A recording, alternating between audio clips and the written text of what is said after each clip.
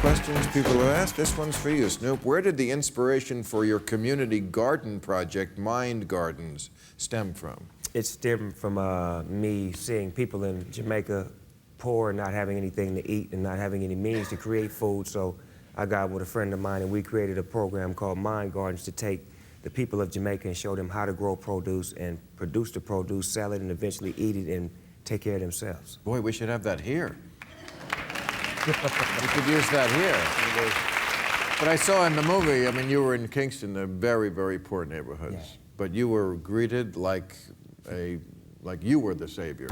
Yes, sir. Rastafari. Monica, do you think there is a difference today between capitalism and corporate greed? Well, I think capitalism is more of an ideology and corporate greed is more of a real philosophy. I think capitalism... Cronyism, is that what they're getting at there, when they call corporate cronyism? Or... You know, I think cronyism exists in politics. I think it exists in religion. I think it exists in any place where you have people with money and power. And the idea of capitalism, the idea that you can take something and make it bigger, and someone starts from zero and can go to a bigger place, I think that's healthy. There's room for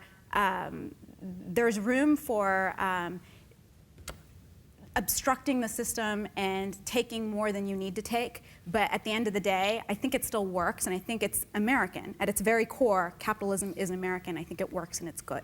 Well, it definitely works better than the opposite. I always say it's like a river, you know. You don't try to make the river flow in the opposite direction. That's communism. But a river does need dams and locks on it, or else it overflows the banks. Everything needs balance. Everything needs balance. All right. Steve Schmidt, is it possible you picked Sarah Palin the wrong year? Oh my, could she have swung the women vote in 2012 enough to have put Romney in the White House? No.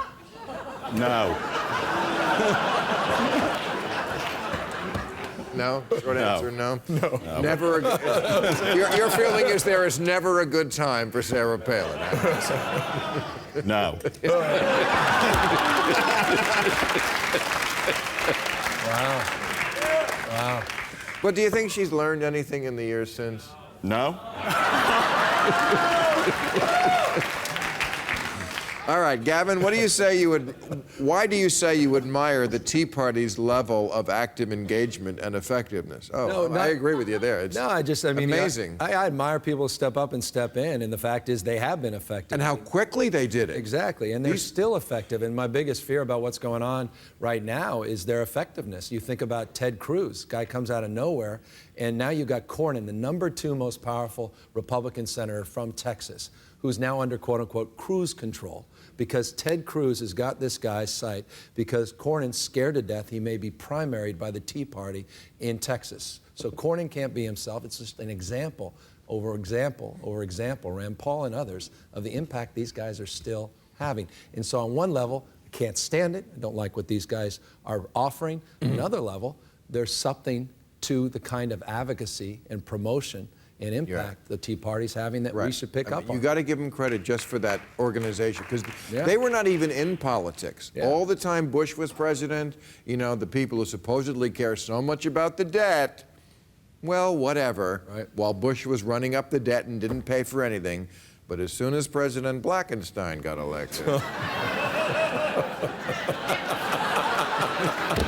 suddenly, they came out of the woodwork, they organized, and they won the 2010 elections. And then they went back to the attic to have sex with their half-sister. Okay. Now, James Lyne, will computers ever be truly secure, or will hackers always be able to find a way in, even into government sites?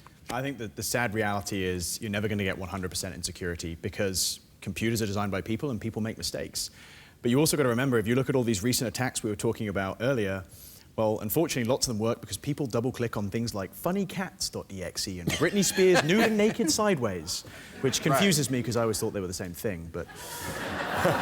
Right, whose tit fell out of their dress, and you're in. Is that how they get you? They make you click on... You've got to watch out for that, yes. Yeah. Note to self. Do you think the Republican Party is capable of revitalizing itself within the next few years? Absolutely. I have been around long enough to see every time a party is down, the media writes the obituary, and this country has a thing about not letting one party fall too low. They like the balance. They really do.